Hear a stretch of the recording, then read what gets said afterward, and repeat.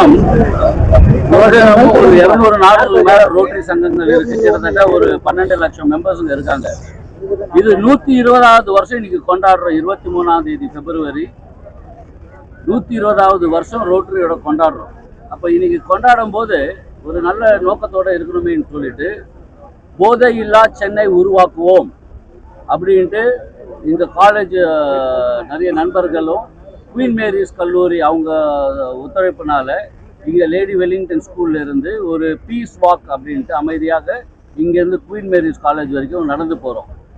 So ஒரு ஸ்டூடெண்ட்ஸுங்க அவங்களும் ஒரு அவேர்னஸ், ஒரு ட்ரக்ஸ் இல்லாமல் ஒரு சென்னை உருவாக்கினா நல்லா இருக்கும், எல்லாருக்கும் ஒரு ஆசை இருக்குது. அதனால நம்மளோட deputy commissioner doctor Vijayakumar sir IPS அவரும் வந்திருக்கிறாரு. நம்ம குயின் மேரிஸ் பிரின்சிபல் அவங்க டீச்சர்ஸ் எல்லாம் இருக்காங்க. அது மாதிரி ரோட்டரி மக்கள் நிறைய பேர் இங்கே இருக்கிறாங்க.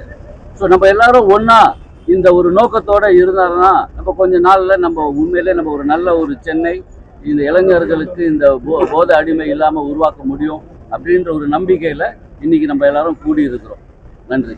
கிரேட்டர் சென்னை போலீஸ் பொறுத்தவரை போலீஸ் செலவில் போதைப் பொருட்கள் இல்லா, மாண்புமிகு முதல்வர் சொல்லியிருக்கிறாங்க, போதைப் பொருட்கள் இல்லா தமிழகம் உருவாக்குவதற்கு we partner and collaborate with all agencies, educational institutions, NGOs, civil society organizations. அதே போல் குயின் மேரிஸ் காலேஜில் ரோட்டரி கிளப்பில் இன்னைக்கு ஒரு வாக்கத்தான் நடத்துகிறாங்க. போதைப் பொருட்கள் இல்லா தமிழ்நாடு உருவாக்குவதற்காக அவேர்னஸ் ப்ரோக்ராமுக்காக போலீஸ் கொலாபரேட் பண்ணுறோம், பார்ட்னர்ஷிப் பண்ணுறோம் இருக்கிறது. அண்ட் ஒரு போதைப் பொருட்கள் இல்லா சமுதாயம் உருவாக்குவதற்கு எல்லா ஆஸ்பெக்ட்லையும் உதவிகள், எல்லா ஆஸ்பெக்ட்லையும் முயற்சிகள் எடுக்கப்பட்டு வருது. அதோட ஒரு முயற்சி தான் இது. தேங்க்யூ.